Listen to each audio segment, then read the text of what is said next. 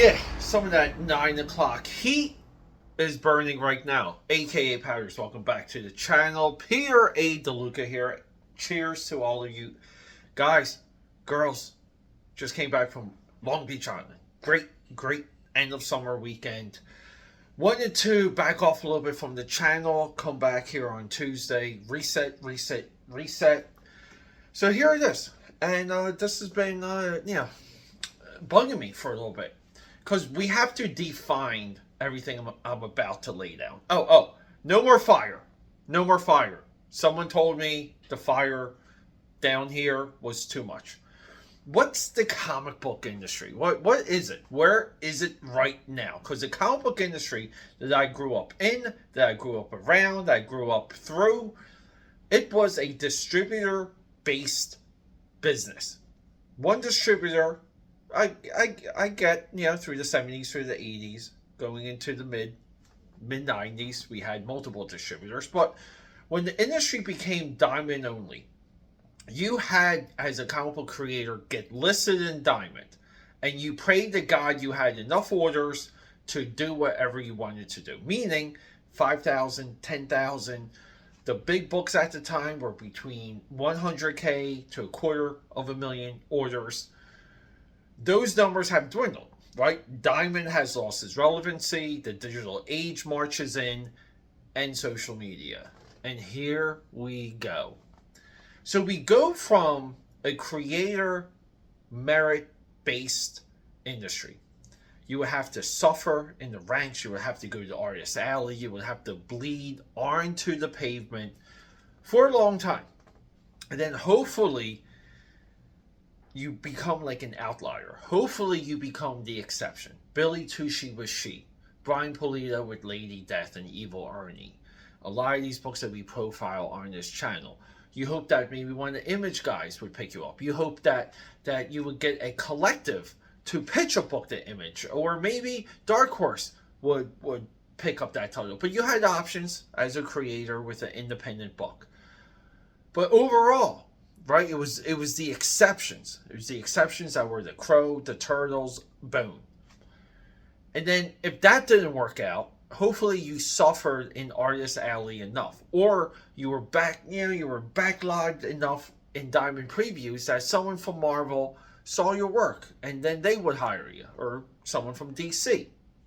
These were your options, but you had to be able to write. You had to be able to illustrate. You had to be able, guys like Robert Kirkman, organize and work with people. Robert Kirkman, no one talks about how good or well of an organizer Robert Kirkman is. And then here we go. We go into the age of the internet, social media, and then what happens? What happens? We have a generation that no longer has an eye. A generation that doesn't know what good writing, good comics, and a good read is. We have a generation of influencers penetrating the comic book space. They're not comic book influencers. They're hardly pop culture influencers. And these individuals, and we know who some of them are, because we all watch the same stuff, aka Patters, they have a reach and they're putting out a book. Now, do we want to draw a very fine line? Do we want to split atoms? Yes, we do.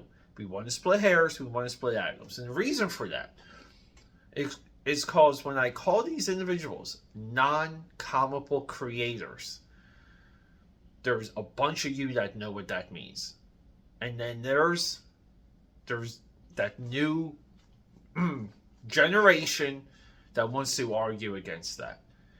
That wants to say these are the times. They're paying people. Who cares? They're putting ideas out. They're putting books out. They're creating awareness. Comic book influencers do not influence the comic book store. The fall of the American comic book industry is Diamond Comics losing its relevance and the American comic book shop losing its core. And what's the core? Loyal weekly readers. So what do we get instead? We get crowdfunding and influencer-based comic books. Now, There are some diamonds in that rough, but overall,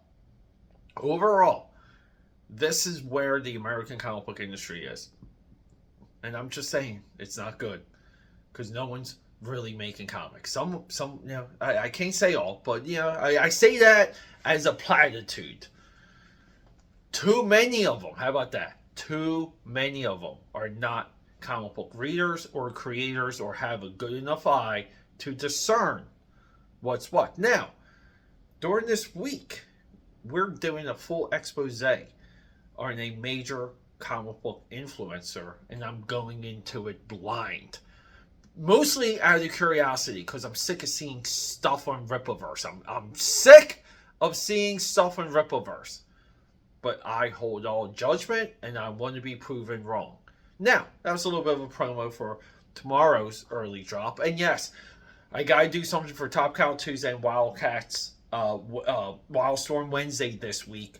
Just keep in mind, the Top Cow Tuesday is going to be a somber remembrance for someone from Top Cow that passed away. And Wildstorm Wednesday is going to be a nice, fun surprise. So hopefully we'll see you around tomorrow for that. Guys, we're going to be streaming. We're going to be doing artwork this week too. Hopefully I'll see you in the chat.